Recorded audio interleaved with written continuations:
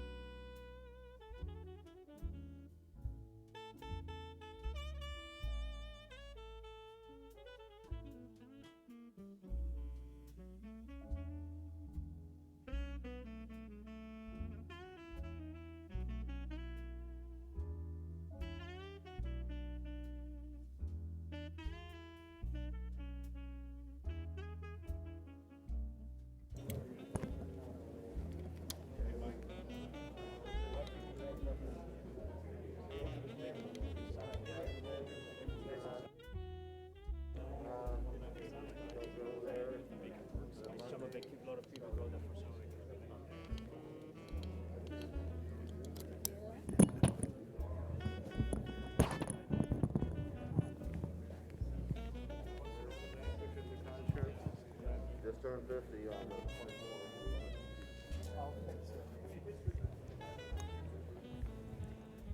Get this real quick.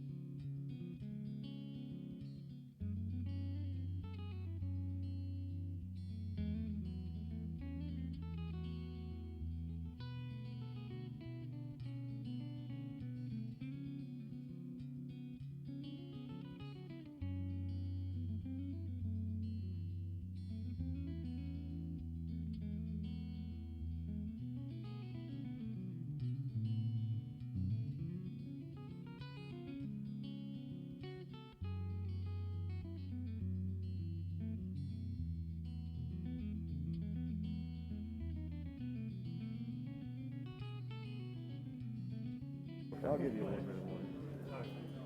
Am I good? Ladies and gentlemen, please take your seats. The program will begin in 1 minute.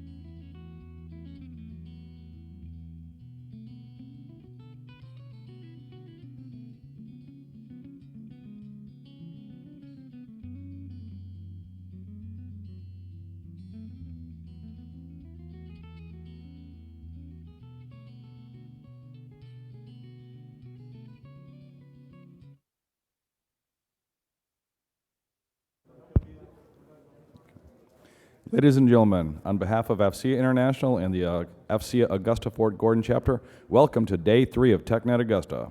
As a reminder, please set your electronic devices to silent, but keep them at the ready so you can text or email your questions for this morning's panel to askmetna@gmail.com. As we begin Day 3 of TechNet Augusta, AFCEA would like to recognize CompTIA, GIAC, and CertNexus, as well as AFCEA Preferred Partner SANS Institute, for helping us bring necessary training sessions and continuing education credits to TechNet Augusta attendees. We would also like to recognize all of our sponsors for helping make TechNet Augusta possible. Please join me in thanking all of our patrons and sponsors. At this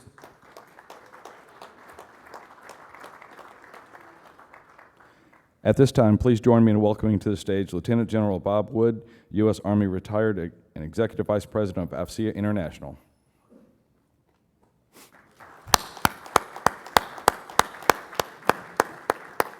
Indeed, we made it. It's great to see you here this morning. I know the crowd will fill up as soon as they finish all their coffee, but we have a remarkable program to start today with.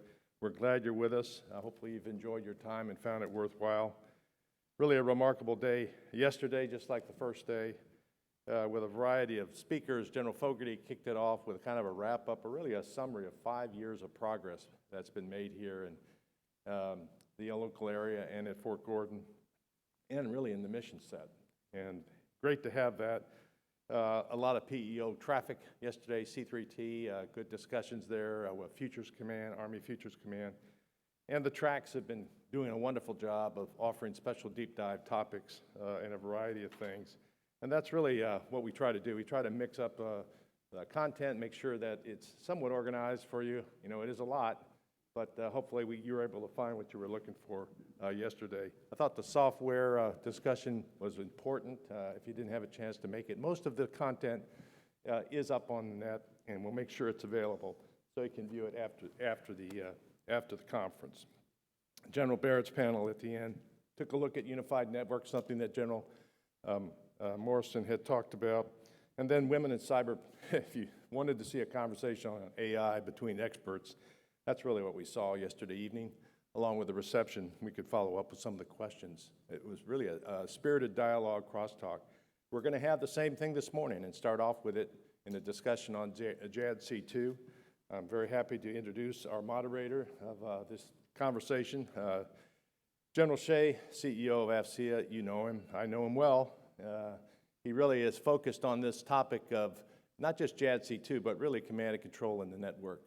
And he has, frankly, worked with, and if not, they have worked for General Shea, General Crall, and our other guests, General Skinner, who are with DISA, as you know, and also J6 of our Joint Staff. Ladies and gentlemen, please welcome General Shea as he conducts this long-range conversation with our two guests who will be up on the screen shortly. General Shea.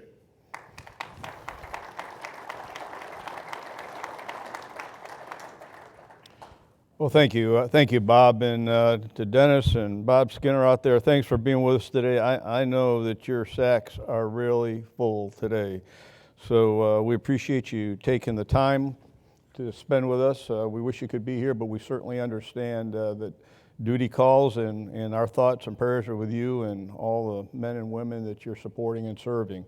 We've heard a lot from the Army. It's been a large Army focus. We've heard a little bit from DISA as well yesterday. We talked about Thunderdome and some of those other topics. Really great topics. But today we're going to shift the focus significantly. We're going to bring in, as you heard, the J6 from the Joint Staff and the Director of DISA. JADC2 is a topic that's on just about everyone's mind here. General Crall has probably got the responsibility more than anyone else to carry this concept and lay down the plans that will make this evolve into a true warfighting capability that everybody can appreciate and that will provide and serve our combatant commanders and their subordinate elements in a timely manner.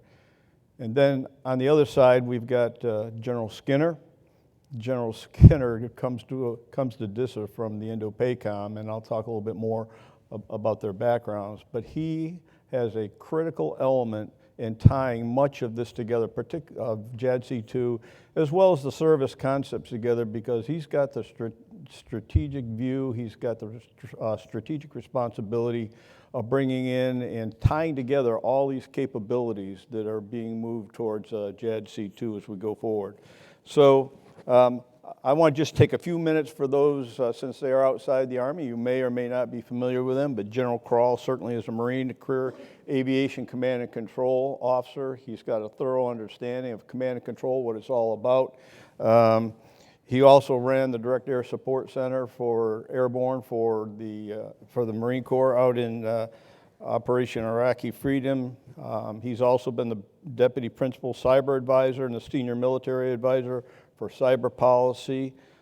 He's been the Executive Officer, the Deputy Commander at CENTCOM, a Division Chief down there on Information Operations, so you can see where his background probably fits very tightly with some of the things that have been brought up here over the last couple days.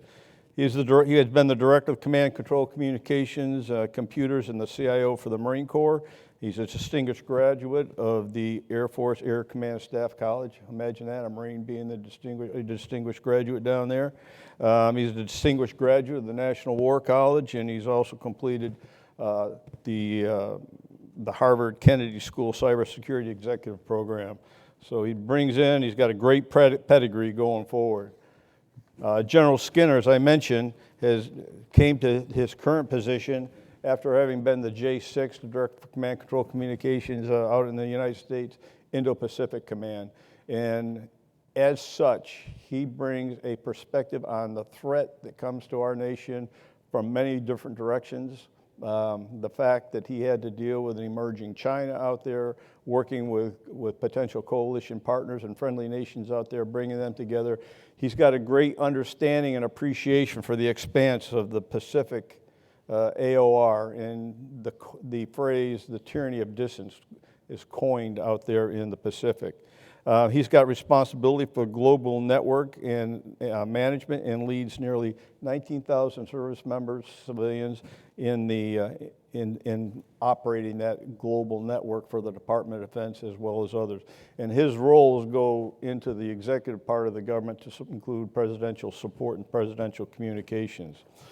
He's been the Deputy Commander of Air Force Cyber at Fort Meade. He was the Chief of Staff of the Defense Information Systems Agency, which he now commands or directs at this point in time in the past. He's Deputy Commander, Joint Force Headquarters, Department of Defense Information Networks. He was the Deputy Commander, Air Force Space Command, Commander 24th Air Force Cyber, and he has also been the Director, as I mentioned before, Director of Command Control and Communications in the Indo-Pacific Command. So I'm going to tell you, I don't think we find two people more capable of leading the joint effort here as we go forward. They both have a lot of joint experience. They understand what it takes to bring the networks together to support this JADC2 concept that is rapidly emerging and evolving, and one that General Crall is going to take the lead on and discussing today. You know, when you look at what their responsibilities are, I don't think there's been a time that is more important to try to bring all the capabilities to bear that this nation can bring in terms of command, control, communications, intelligence, surveillance, and reconnaissance, and be able to provide steel on target in a rapid manner. We've got an adversary out there who has studied us very carefully. That we cannot take anything for granted. This is the most complex area that I think I've ever seen, trying to integrate all these things. And undercutting all that is the support that comes from DISA to make sure many of these strategic capabilities are turned into operational and tactical advantages as we go forward. As I said, I don't know of a time that is more critical in our nation's history, certainly since World War II. And it's a time when we've all got to be pulling together. You can't let little individual differences, services parochialism, or things of that nature get in the way. We have got to be able to reinforce, integrate all our capabilities going forward, because time and speed and lethality are key to what we've got to do as a nation if we're going to uphold our roles in the world as the senior leaders in a role. So what I'm going to do to get this started, I'm going to ask General Crall to just kind of give everyone a quick update on JADC2. There may be people down here who aren't familiar, and then we'll get in a little bit more detail about JADC2, and then I'm going to ask General Skinner to kind of follow up, to kind of tell you how he sees the way forward in developing the DISA capabilities and DISA responsibilities in support of JADC2 as well as the services. General Crall? Thank you, General Shea. Really appreciate the opportunity just to spend a couple minutes and outline some of the areas you described. But first, I'd like to thank AFCEA for the platform to be able to get the message out. It's been always a great forum. We've got a lot of good information exchange, met a lot of great contacts that has helped us solve some of our more difficult problem sets. So I thank you for that. And I also want to thank General Skinner for joining me here. I could not ask for a better teammate. So when I start talking about the doing aspect of this, we do a lot of planning in the Pentagon. He sits at the nexus of doing and implementing. So it's not lost on me the challenge of taking ideas that are created not just here, but even in his own world, and actually bringing them to the reality and the challenge that is across such a diverse population. So I'm honored to join him in the dialogue, but all should know that we share information quite frequently. And again, I couldn't ask for a better teammate. So what I'd like to say about JADC2 opening, and I'm going to be very quick because I think I'd like to get to the Q&A portion, which I find more valuable. But for the last 6 months, we've spent time doing what I consider to be the necessary but not the most exciting work of document building to make sure we can define JADC2. We have a solid strategy. That strategy signed at the Secretary of Defense level, nothing lower, so that this is a true departmental transformation. We needed to make sure, and of course that document was signed. We also, for the financial and oversight aspect, had to conclude work on a posture review, the gap analysis. You know, the first document shares what it is we're trying to do. The second document tells you where you are and what those gaps are. These are not small tasks. That was signed out fairly recently by the Deputy Secretary. So we really have our 2 capstone documents for JADC2 firmly in place. Very important that we have good anchors, a good foundation to move forward. We find ourselves now nearing the first phase of our implementation plan. And this is where this becomes very real. And we walk a fine line between what are the things that are already out there that seem to fit the bill for how JADC2 starts to look like manifest, which means we've made a promise we would meet people where they were. And there's a lot of great efforts out there that we do not need to recreate. We just need to recognize them and then take a look at those areas of divergence that make it harder for us. If we find winning product or winning products, and we find those that are not compatible, this is where the real tough work is now beginning. So I made a comment maybe a few weeks back that, someone asked me, how would you describe this phase of JADC2? And I used the term delivery. This is the opening gambit of our formal delivery schedule, and it's already begun. And like I mentioned, part of that is recognizing some key pieces that are already out there. And we're starting to get some buy-in for people to take a look at the value and how that's driven. I'm also not looking for the perfect solution. I don't think any of us are. The idea is that we are fairly unique. Every combatant command has some unique aspect to it. But when we start looking at what requirements are, I'm not going to hazard a percentage because it would simply be for illustrative purposes. But the majority of what is needed can be shared. And then that small amount that is really unique to that combatant command, or that secret sauce for how they operate, can be layered on top of that. And that's where we just have to be smart about doing business. We do not need to build everything from scratch as a one-off. We don't have the resources for it, number one. And two, they continue to present compatibility problems that make implementation and operation nearly impossible. That's what's thwarted us in the past. So to be very specific, what is being delivered now, where you start is a challenge. 100,000 different places we could start.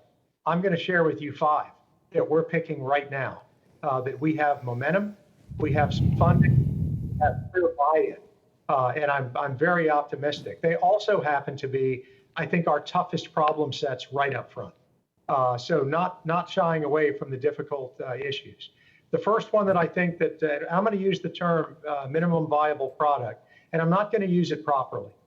MVP used properly in the term of JADC2 would mean JADC2 as a whole can be rolled out with all of its functions and all of its capabilities in some IOC capacity.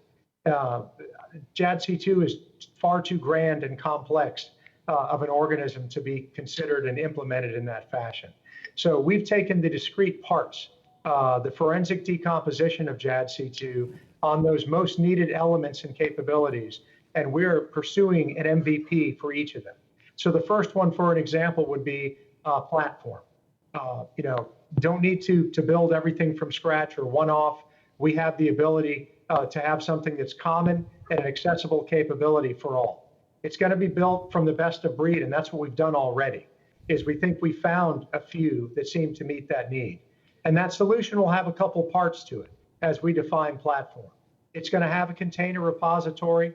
It'll have a DevSecOps platform, source code repositories, and really this idea of a continuous ATO cycle. So we can describe it in those terms to say, I think we have a viable product we could roll out now with some custom configuration allowances on top of that for unique capabilities. Also, identity credential and access this management piece on knowing who you are, our ICAM solution. We really have to make sure that we get that right, or the follow-on pieces for artificial intelligence can't be realized. It's fundamental for us to move forward, and we think we can have a multi-solution approach to get after that. Most importantly, we think we can have this federated with mission partners, our NATO and Five Eye. So that's very critical to us as well. I made comments over the past year. I didn't think we had a way ahead here. Industry didn't really seem to provide usable solutions for us. That's changed. I think a few people were insulted by my comment, and I couldn't be more proud because I think they ran away, came back, and really showed some demonstration and capability further along than I imagined we would be. And we're starting to get a fix on what might work for that. You've heard a little bit about Zero Trust and Thunderdome in the week. And I know that General Skinner can go into more detail on that. But here is where I think that we may have made the biggest progress. So to identify what a Zero Trust architecture would look like. A year ago, we were talking broad concepts and we're debating whether we could scale it. Now he's got a blueprint that's in front of us and a way ahead that if funding comes through properly, will address both NIPR and SIPR. And SIPR really has been our primary concern because I think that's the area that needs the most work.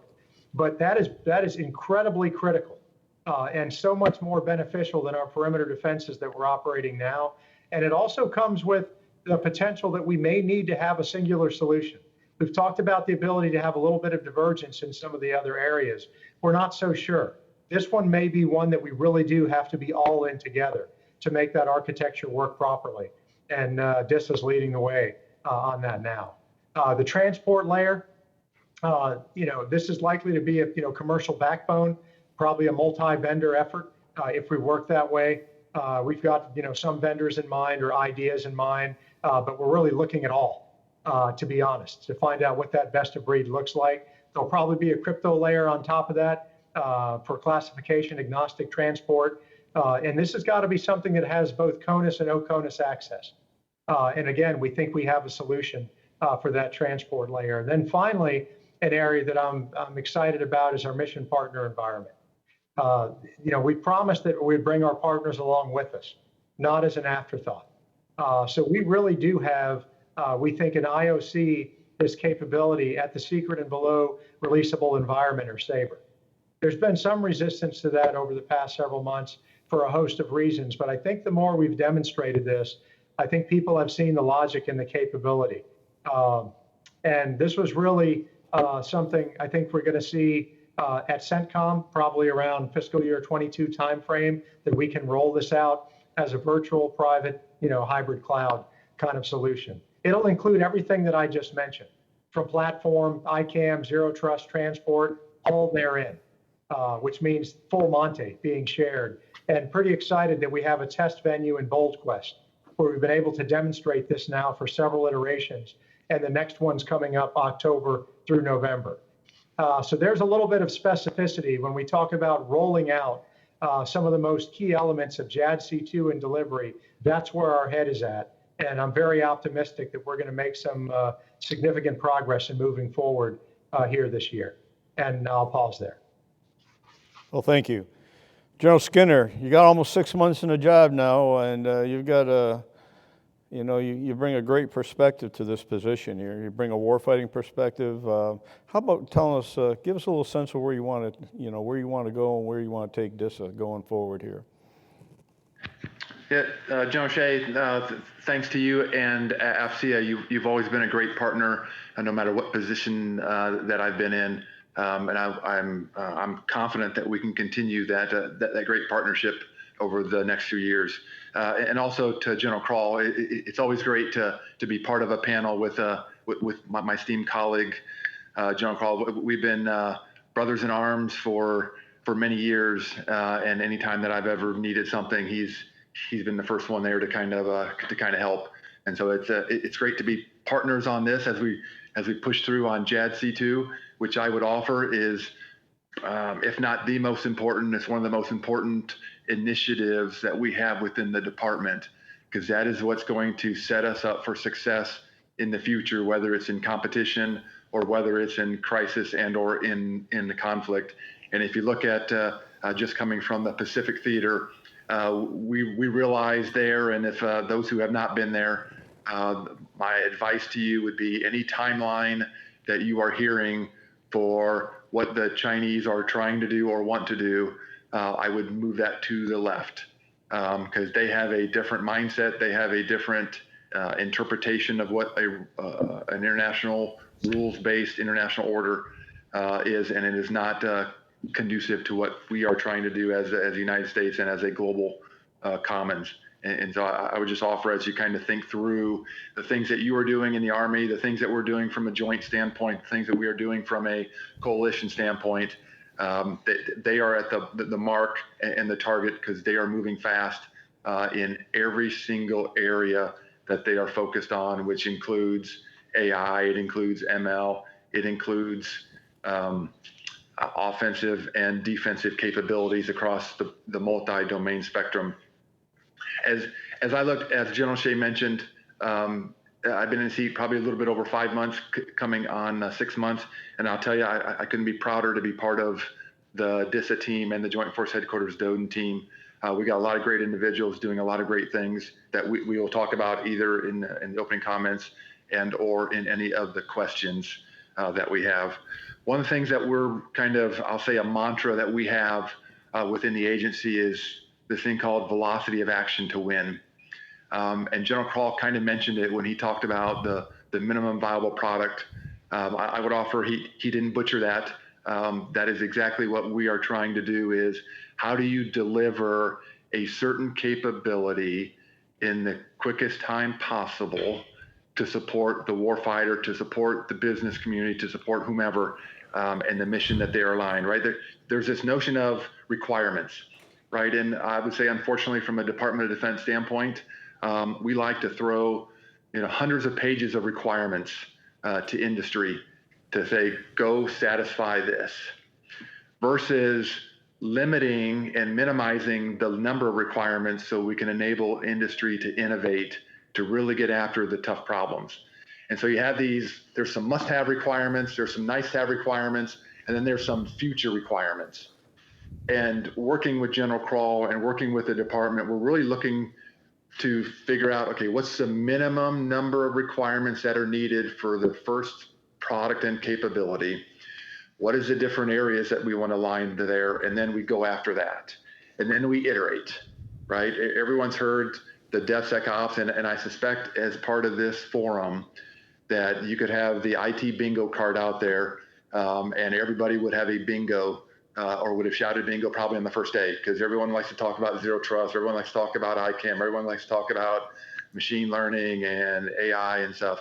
But what I would offer is we're leveraging JADC2 and the concepts that General Crall has identified to really get after producing something, right? And not producing in 5 years, not producing in 4 years, but producing something in less than 6 months. If you cannot produce a minimum viable product in less than 6 months, then we need to relook at our acquisition strategy. We need to relook at the initiatives that we have, because that is just way too slow when you look at the adversary that we are going against. So velocity of action. The other thing I would offer is, from a DISA standpoint, we're really looking at how do we have transparency of understanding, right? We have a $12 billion budget. We have 20,000 individuals. That's a pretty powerful organization. And as we work with the services, as we work with the joint community, as we work with our allies and partners, having a true understanding of where those dollars are going, and are they going to the highest priority items?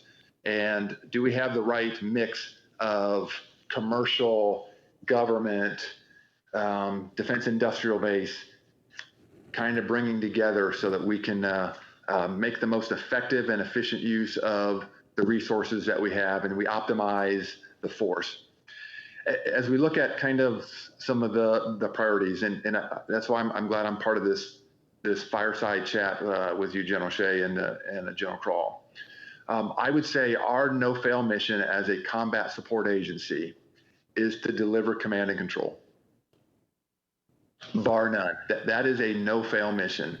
Whether that is the president who is trying to call head of states, whether that is the Secretary of Defense who is trying to either get a hold of the combatant commanders or work with his counterparts across the spectrum of coalition partners, whether it's our combatant commanders who are trying to command and control their forces based on the situation that they are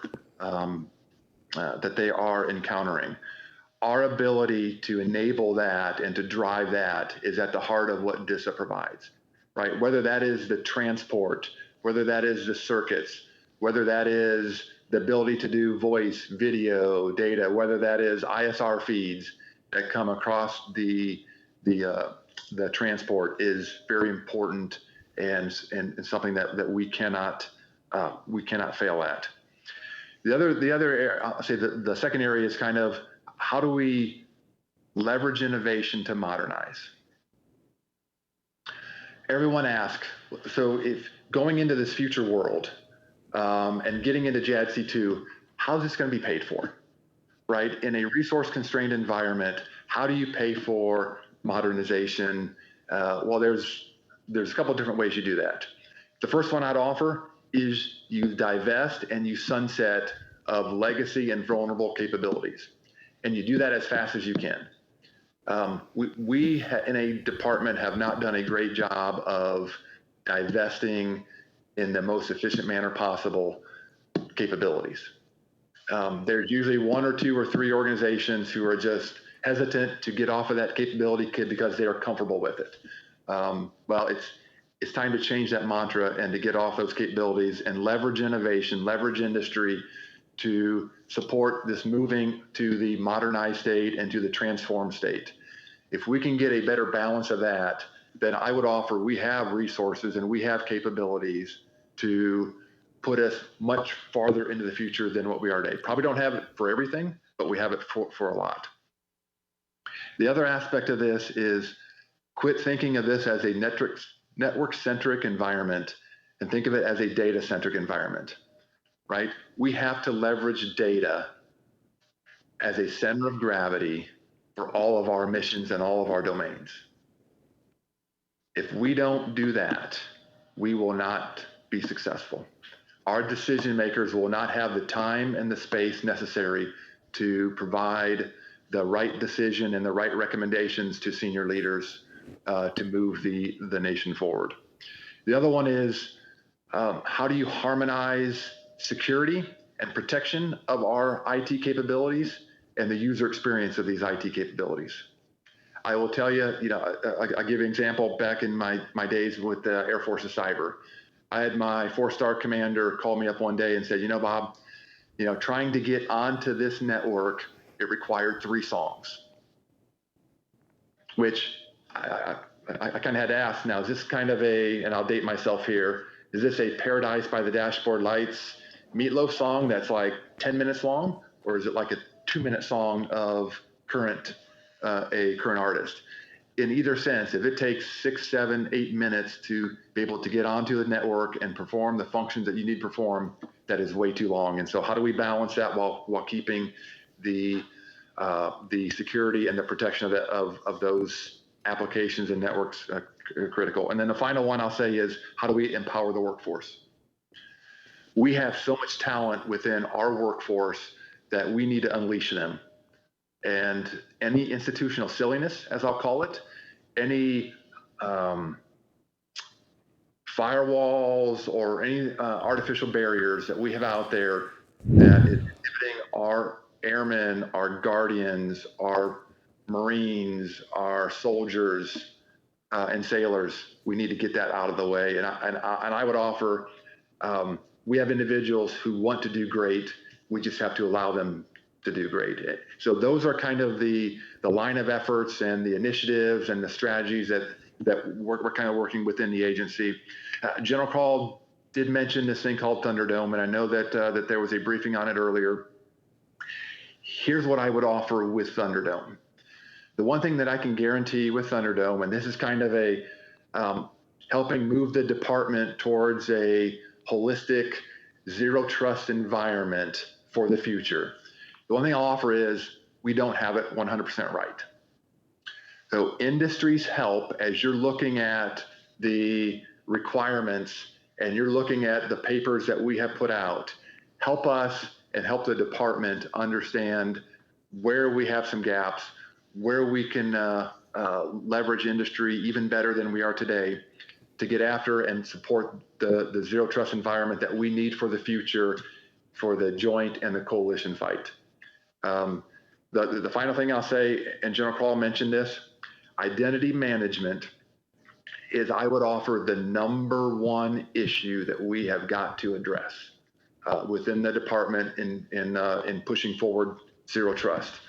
Everyone knows that in their computer today, they have the CAT card that they leverage to authenticate into the network of their choice. If I had my way, that CAT card would no longer be used as a primary means of authentication. There are so many different other opportunities and so many different other authentication mechanisms from a software standpoint that we can be more secure without having to have that CAT card. So with that, General Shea, I'm happy to answer any questions that anyone has. We can go down any path of any offering that DISA provides. Just know that we are in lockstep with General Crall and the rest of the department in making sure that JADC2 is truly a reality, and sooner rather than later. Okay, let me just, to our audience out here, make sure your questions are in there, because I don't want this to be a three-way conversation. I want to turn it over to you. They're more interested in hearing what you've got to say than what I've got to say in my question. So what I'd like to throw out there, though, when I think of JADC2, and both of you can jump in on this, when I think of the complexities, I remember having a discussion with a combatant commander, and it was part of the JROC process, and his comment to me, at the time he was the J5 on the joint, or I'm sorry, the J8 on the joint staff, the guy that's got the plans or not the plans, but the policy. He was working a lot of the acquisition issues too. His comment to me was, surely what you guys do down in the J6 can't be more complex than building a nuclear aircraft carrier. And we got in a pretty good discussion about that. About 5 years later, when he was a combatant commander, the discussion came back and he looked at me and he said, do you remember that discussion we had about the complexity of IT integrated with cyber and everything that comes to bring and deliver capability? And his comment was, it is multiple times more, orders of magnitude more complex than building a nuclear aircraft carrier. So you've got a big job ahead of you. So when you think about latency and delivering of capabilities, network, satellite latency, multi-hop networks, getting information from its source to the shooter or the people that need it, surely there's some type of engineering support that's required in there. Where does that engineering support come from?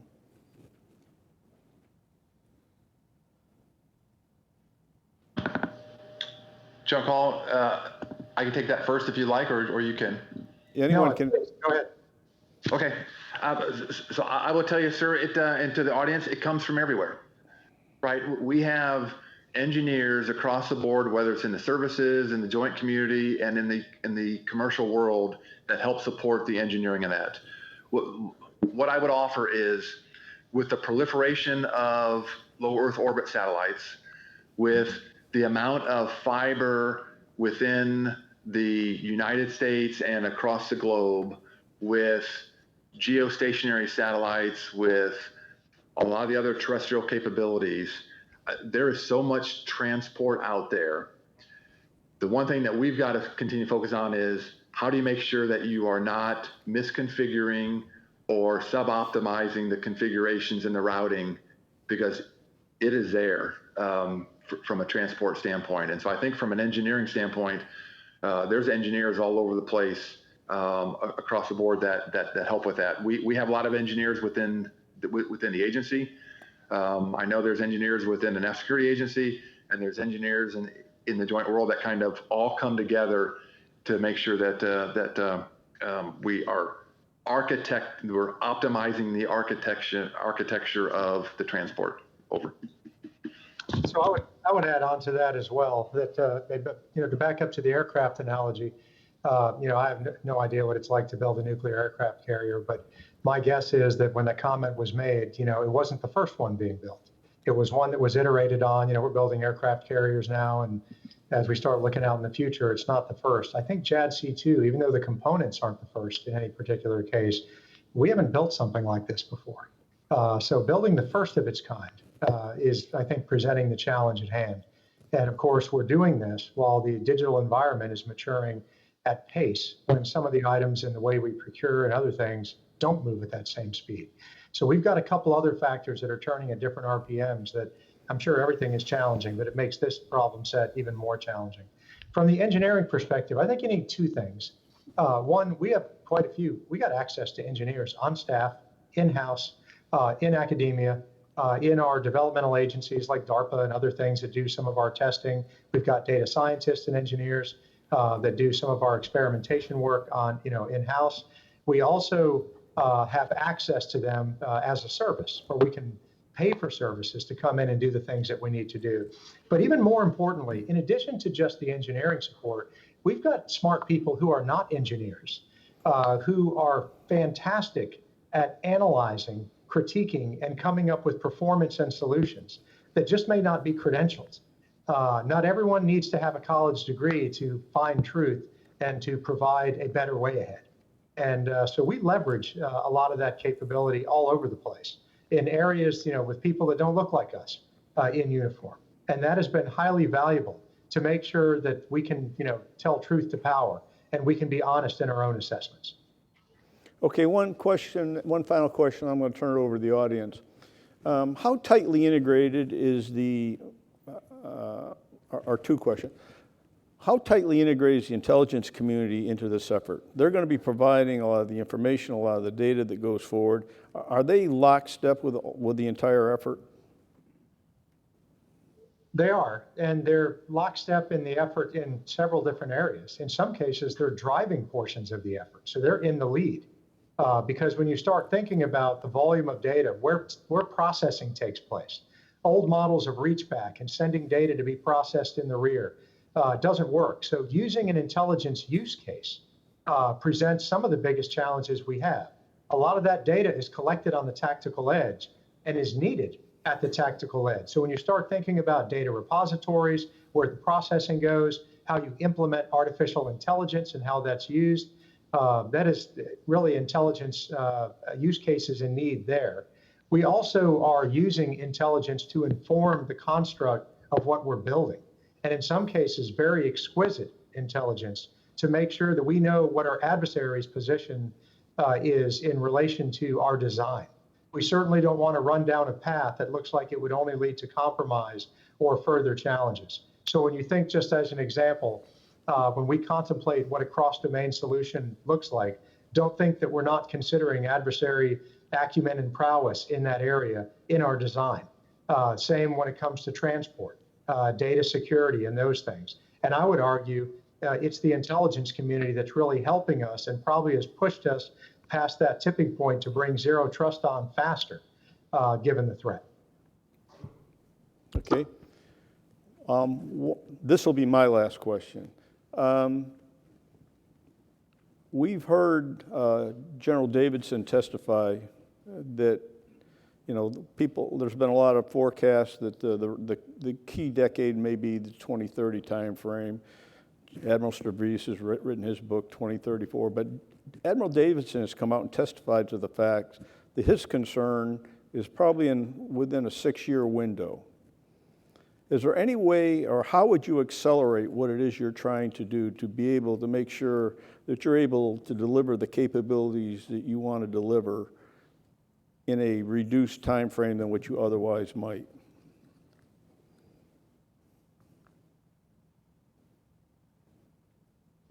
So maybe over to DISA first, and then I'll chime in afterwards. Okay. As General Crall kind of mentioned a little bit earlier, right? We have an acquisition system that we need to be able to take a better advantage of moving things to the left. The other aspect I would offer is we've got to quit thinking we have to have the entire solution done before we put it out, right? That's where the minimum viable products come in. That's where a phase 1, a phase 2, a phase 3, and then you continually iterate. The other aspect I would offer is getting something out early and enable the operators and enable the developers to continue drive upgrades and improvements is the biggest way I think that we'll be able to get ahead of the game. You know, having been out at Indo-PACOM and having worked for Admiral Davidson, you know, his big thing is, you know, we can't just focus on the conflict, right? We are competing today, and every day we want President Shea to go out to his balcony, look out, and say, today's not the day, and walk back in. And that is only going to be able to happen if we can continually move forward in modernization, and we can continually provide capabilities much quicker than we are today. Thank you. Dennis? So I'd just offer a couple things. When it comes to speed, it's real important to know we don't have, I don't believe, a technological problem at all. And I think the way that General Skinner just laid that out on getting after MVP and not being afraid to put items out, maybe you don't have the complete solution. Maybe you haven't figured it all out yet, but we tend to be too reserved to make any kind of commitment. And part of that is, it's not on his part, by the way, he's not reserved to do that. The bigger institution, we have some institutional headwinds, and we are going to break them down. You can read things in the press recently when it comes to JADC2 or command and control writ large, where there are some folks who, you know, are concerned that, well, this is going to fail. It's another attempt and it's not going to work because you have, you know, it's hard to put discipline in the system. They're not wrong in that it's a challenge to put discipline in the system, but I don't think they're right in the sense that it's a foregone conclusion. We are capable of change, and we are changing. It's the rate of change that will really be the determinant factor. So I just think about risk. In, you know, civilian counterparts, they take risk all the time. That's where the reward is. Risk and reward are actually found joined together. You don't want to be irresponsible in going after that, but we have to take risk. We've got to fail, break, change, and move. When you think about the way that we try and burn out risk in our programs, one of the reasons we have such long glide slopes. You think about civilian companies that iterate so fast and, you'll read about a few failures, but then they find the breakthrough and they're off and they're running. It's part of the way the world works. We're operating on a Cold War mentality, and that's got to change. This idea of reluctance to change. I have found that at the action officer level, grand excitement to move forward. At the senior level, frustration that we haven't already got there. Full support from our senior leaders to get busy. It's that crunchy middle layer in the department from folks who don't like any change, no perturbation, long glide slopes, that we really have to provide good leadership, supervision, and direction to overcome what has been a habit now. And we've formed a certain kind of pattern. And the last piece I would say would be stovepipes. That, a good governance structure is in place right now. That we can leverage the DMAG. We've got a highly involved deputy secretary that is determined to bring change to the department in an incredibly positive and energetic way. We have a vice chairman who has rejuvenated the JROC, the Joint Requirements Oversight Council, so the joint staff, speaking on behalf of the services and also the combatant commands, has a way to bring these forces together. So we have a governance model that is different. It's going to make it harder for people to not follow the process that is laid out and to build their own.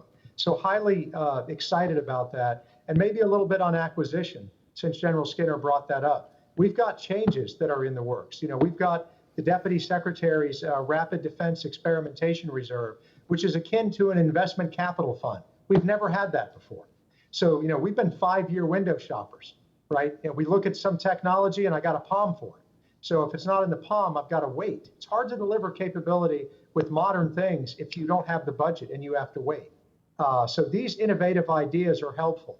Our A&S section here in DOD has really made great strides in contract reform to make sure that the contracts are cut and reflective of the pace, speed, and detail that we need. And the last piece I would say is that we have a workforce that we're starting to pay a little more attention to. General Skinner brought that up. You're not going to get there if we don't have the workforce to bring us there. And it's not just what we own, it's the contracts and services that we provided and the experts we get as a service that come in to help us. So if somebody, asked me directly, what do you think the biggest challenges are to implementation? It's not will, it's not technology, it's our culture and some of the tools and mechanisms. And at least I can say I'm very optimistic that we have stressed that old fabric. And I've seen the initial elements of change, and we're just going to have to see it through. Okay, thank you.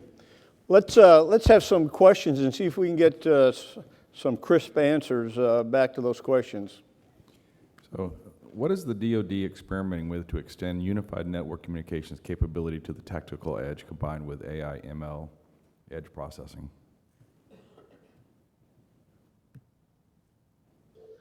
So that's probably, I'll let General Skinner chime in on that as well. So we're in the nascent stages. I mean, I appreciate the detail of your question, but if you think about the underlying components required to do that, we can assemble them now, and I hit several of them, but not all of them in the opening. So when I think about tactical edge processing, I think about the ability, this is both let's just talk hardware as one aspect of it. Some of that tactical edge processing hardware is already on board some of the systems that we use, and it exceeds our classification level here. That's a game changer on the tactical edge. What is not with us are these ideas of bringing our portable data centers with us. So having a small but light cloud-connected, and I mean a very resilient cloud-connected apparatus, having the right waveform so we can do this, for example, in flight to manage this information. We can lose continuity, gain that continuity. So my use case would be, take a small unit out on a series of Ospreys and land them in an austere area and tell me how many components of JADC2 we just described can work. Every service today does that a little bit differently, but we're missing some key components to do this in a contested environment. So I'm concerned about our tactical processing nodes, the actual hardware capability we bring. Got work to do there. Got work to do on a resilient cloud structure that follows us to make sure that that data is there. I'm concerned about the transport layer to move that information to decision. And you can't build AI on top of something if you don't have ICAM. And I think we open with that. So we have limits. We've got parts that are alive today. We have experimentation that's taking place. But I think that MVP list that we brought up at the beginning with a few additives really get after the tactical edge question. The only thing I would add to that is we have to understand the requirement, right? I think the more we have use cases, true use cases, and piloting of these capabilities, I think we're further along than what people think. I think we have the technology, as John Crall mentioned earlier. A lot of our issues, and I'd say the number one issue that we have is culture, and the ability of leveraging the culture and leveraging those good ideas, unleashing our war fighters. We have, I think, everything that we need. We just leveraging those use cases and not being afraid to fail from a piloting standpoint, I think will really get us. If we can be more of a risk managed department versus a risk averse department, then I think bringing the unified communications, the unified networking will come that much faster. Thank you. Next question.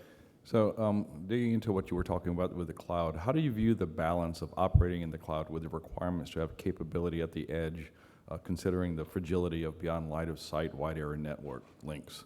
And how is DoD addressing this and changing the way it operates outside of comms to realize JADC2? So I would tell you that in some of our experimentations, I mean, this probably almost circles back to the same question, getting the right use case together for us to lay down and actually solve. But your question's very sharp, right? And that is, how are you doing that? I'll tell you what we're doing right now are ensuring that we have a good use case that we can start comparing the pieces to. I think that when we start looking at our experimentation, it's a bit fragmented. We are showing parts of this, and I think we're showing a level of creativity, especially when it comes to everything old is new again. We've been focused, primarily on some digital components of this, but there's a role to be played at the tactical edge if we understand what thin line and red line communications look like. For us to go back to terrestrial comms and to make sure that we're very sharp in what does it take, what's the minimum viable information exchange that has to occur in a particular fight. And depending on which COCOM you're talking about and which mission set you're talking about, those are a bit divergent. But to be honest, I will just say this. I have a tendency for all experimentation to ask the question, does this work at the tactical edge? We have a history of starting on, and maybe that's not bad because we're starting with broad concepts. But if your experimentation can't move from garrison to the flagpole, if it starts and stops as a garrison solution, it works really good in connected, high bandwidth areas of some level of safety and security, but it's not battle tested for the mission use that we think it's going to have, not the kind of experimentation that's useful because the warfighter will not have access to those things. So I would just tell you that I think we're on the elemental or lead aspect of that, and probably not as detailed as your question, I think, was really asking. Over. The other thing I'll offer to the questioner is, as we look at the IL-6 environment from a collaboration standpoint, just take that as one use case. One of the key requirements that we have is it must be able to work in a DDIL environment. And so working with industry, figuring out, okay, how do we make sure that from a DDIL environment that at the tactical edge, that we're able to access the right information at the right time? Because at the end of the day, the goal is no matter where you are, that you're able to access the right information at the right time based on your identity and based on what you have authorities and permissions to do. And that's the goal. And so one of the things that is always at the top of the list is DDIL environment. Does this capture those requirements? And again, as John Crall mentioned, we're still kind of in the nascent stage, but it is at the top of the list from a priority standpoint. Thank you. Next question. So yesterday we heard about the cross-domain solution being cumbersome as a tool set. Based on your experience, I'm sure that's data sharing has been very frustrating. How do you see JADC2 addressing this topic, and not just with our country partners, but also within our state and local partners in domestic response? Did you want to lead on that? Sure. The, I would say, as you start bringing in the state and local governments, right, that brings up a whole nother culture, I'll say, that we have to kind of get after and address. I would offer we're probably more nascent in that than we are on the detail environment. But at the end of the day, as we continue to look at the cross-domain solutions, we are trying to simplify them while also making sure that they are secure. I don't know if people have heard of, we have this Raise the Bar initiative that we are focused on first and foremost, making sure that they are secure while being able to pass the right data.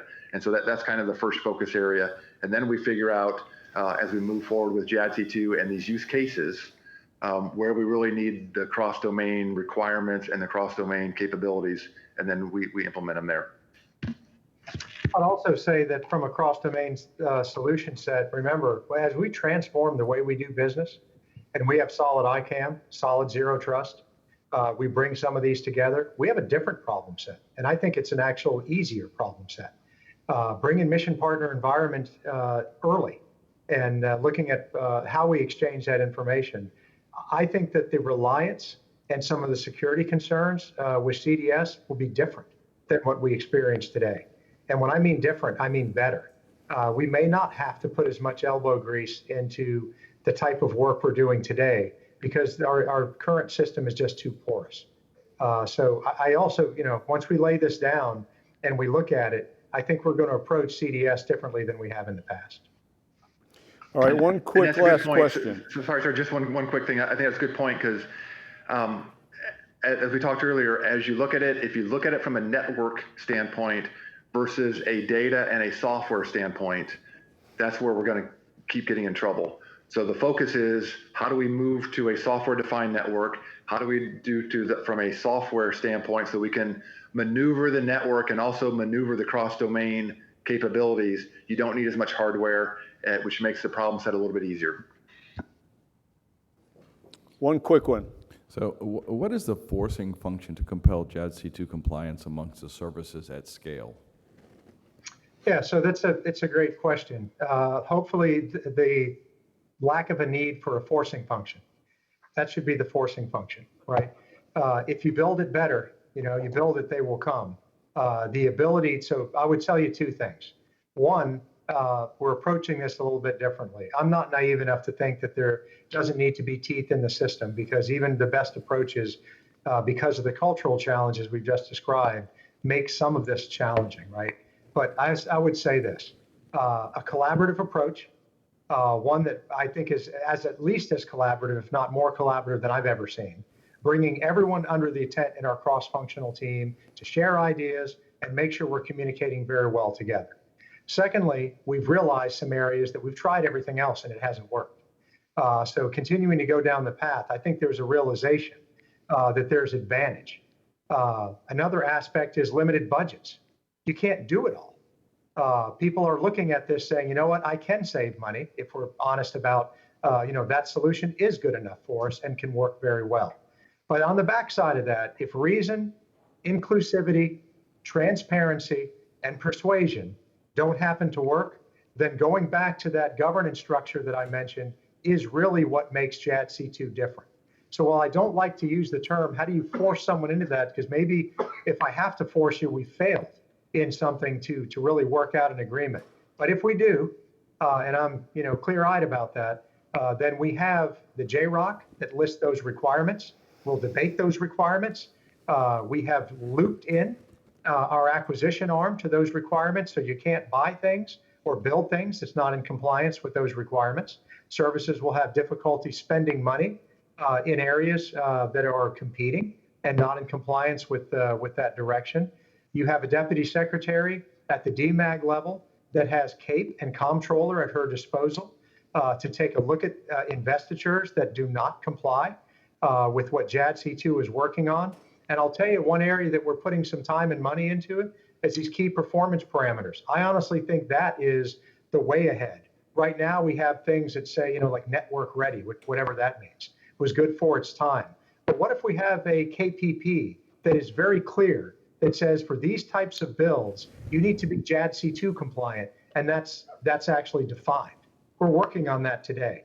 So while I think good teamwork and the ability to share, leverage, and do this in lockstep will win the day, the system and the governance that we put in place right now is built to ensure that we cross that finish line on time. Okay, gentlemen, that's going to conclude it. I want to thank you for your candor, for your thoughtfulness and your response to the questions out there.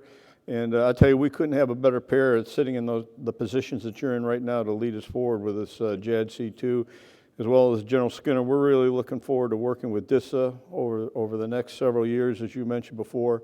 You've got a great organization out there, and one that is, as I said before, I've leaned on and has never failed me. So thank you very much, gentlemen. Good luck to you, and we look forward to seeing you again. Thank you very much. Thank you. Have a great day. Thank you.